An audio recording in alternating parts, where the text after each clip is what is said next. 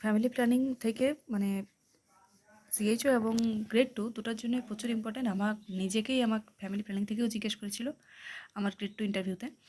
তো সেটা প্রথমে হচ্ছে জিজ্ঞেস করবে যে নিউলি ম্যারিড কাপল যদি তোমার কাছে আসে, তুমি তাকে ফ্যামিলি প্ল্যানিং হিসেবে কীভাবে মোটিভেট করবে, মানে ফ্যামিলি প্ল্যানিং ব্যবহার করার জন্য, ইউজ করার জন্য কী তুমি ফ্যামিলি প্ল্যানিং মেথড ইউজ করতে বলতে পারো এবং মোটিভেট কীভাবে করতে পারো।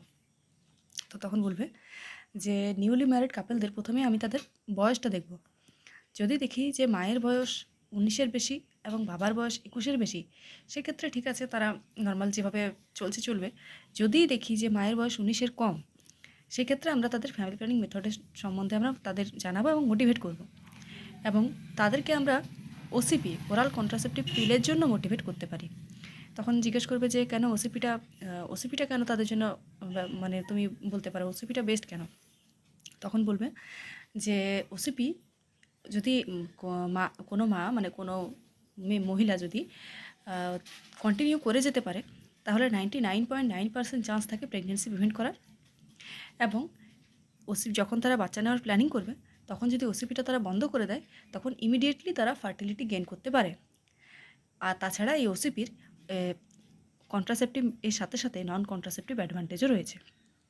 এটুকুই বলবে। তারপর বলবে যে একটি বাচ্চার মা যদি হয়, কোনো তোমার কাছে সেন্টারে আসে, তখন তুমি তাকে কীভাবে ফ্যামিলি প্ল্যানিংয়ের জন্য মোটিভেট করবে। তো একটি বাচ্চার মা হলে তাকে আমাদের অবশ্যই ফ্যামিলি প্ল্যানিং মেথডের মধ্যে আনতে হবে।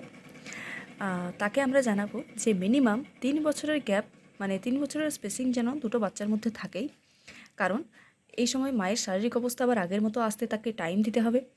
যে বাচ্চাটি জন্মেছে সেই বাচ্চাটিকে স্পেশালভাবে যত্ন নিতে হবে। তার মায়ের নিজের শরীরের যত্ন নিতে হবে। তাদের নিজেদের ফাইন্যান্সিয়াল কন্ডিশনটাও স্টেবল হওয়ার জন্য ফ্যামিলি প্ল্যানিং মেথডটা খুবই জরুরি। একটা বাচ্চার প্রতি তারা যাতে বেশি সময় এবং এনার্জি দিতে পারে, সেটা তারা ফ্যামিলি প্ল্যানিং মেথডের দ্বারা তাদের ভালো হবে। আর এই সময় ল্যাকটেশনাল অ্যামিনোরিয়া মেথড 6 মাসের জন্য তারা ল্যাকটেশনাল অ্যামিনোরিয়া মেথডটা কন্টিনিউ করে যেতে পারে। মানে তখন তুমি ল্যাকটেশনাল অ্যামিনোরিয়া মেথডই বলবো, ওটা ডিসক্রাইব করার দরকার নেই। আর তাছাড়া আইইউসিডিটা এই সময় বেস্ট, এটুকু বলে ছেড়ে দেবে। তারপর যদি বলে যে দুটি বাচ্চার মা আছে, তাকে তুমি কীভাবে ফ্যামিলি প্ল্যানিং মোটিভেশন দেবে, এটা আমাকে জিজ্ঞেস করেছিল গ্রেড 2 ইন্টারভিউতে। তো আমাকে জিজ্ঞেস করেছিল যে এই 2 বাচ্চার মাকে তুমি কীভাবে মোটিভেট করবে। তখন আমি বলেছিলাম যে 2 বাচ্চার মা, মানে 2 বাচ্চা হয়ে গেছে, এইরকম কাপেলদের আমরা একটা জিনিস নিয়েই মোটিভেট করতে পারি, মানে টপ প্রায়োরিটি রাখতে পারি, সেটা হলো টিউবাল লাইগেশন অথবা ভ্যাসেক্টমি। তো তারপর আমার ক্রস করেছিল যে ধরে নাও মা এবং মাটা তো মনে হচ্ছে যে সে দুটো বাচ্চা আছে ঠিকই, কিন্তু সে লাইগেশন করাতে চাইছে না। সে তোমাকে বলছে যে আমার বাচ্চা যদি একটা বাচ্চার কিছু হয়ে যায় তখন কি করব।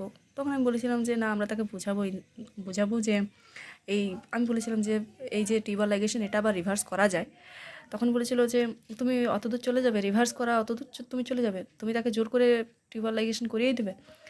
তখন আমি বলেছিলাম না, অবশ্যই আমি তার ফ্যামিলির মেম্বারের সাথে, মানে বিশেষ করে তার স্বামীর সাথে আলোচনা করার জন্য তাকে আমি মোটিভেট করব।